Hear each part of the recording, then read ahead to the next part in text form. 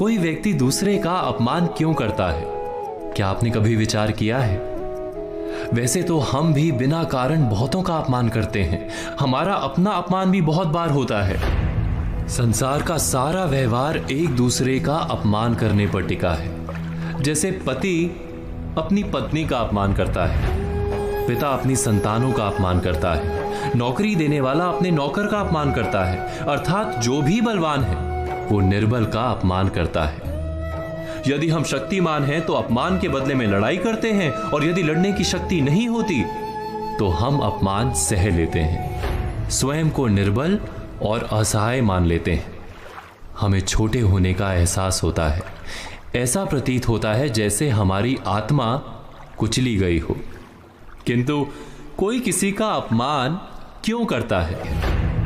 जब अपमान होता है तो मनुष्य को अपनी निर्बलता का एहसास होता है, और निर्बलता का बोध मनुष्य को कुचल देता है। वो अधिक से अधिक निर्बल बन जाता है, अत्याचार सहने की आदत सी पड़ जाती है, आत्मविश्वास का नाश हो जाता है। और जब आत्मविश्वास नहीं होता तो मनुष्य शराब और जुए जैसे व्यसनों में सुख ढूंढता है, मन से रोगी बन जाता है। आखिर किसी भी मनुष्य की ऐसी दुर्गति कोई क्यों करता है? अपमान करने वाला वास्तव में क्या सिद्ध करना चाहता है?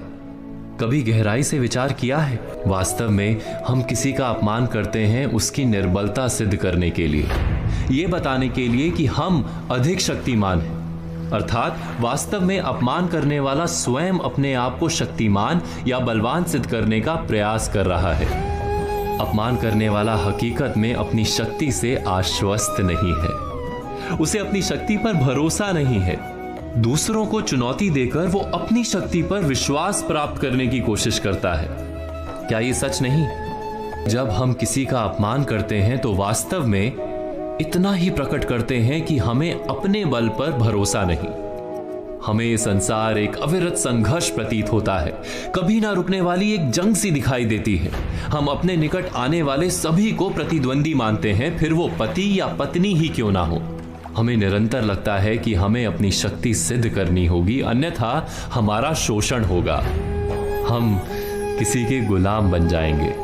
किंतु क्या हमने कभी विचार किया है कि दूसरों को प्रतिद्वंदी अर्थात दुश्मन मानने के बदले कलीग मान लें, हमारी सहायता करने वाले सहयोगी मान लें, अर्थात दूसरे व्यक्ति को प्रेम करें तो उसका अपमान करना आवश्यक ही नहीं होगा।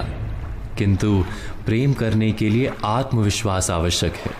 जिसे अपनी शक्ति पर विश्वास नहीं, वो प्रेम कर ही नहीं सकता।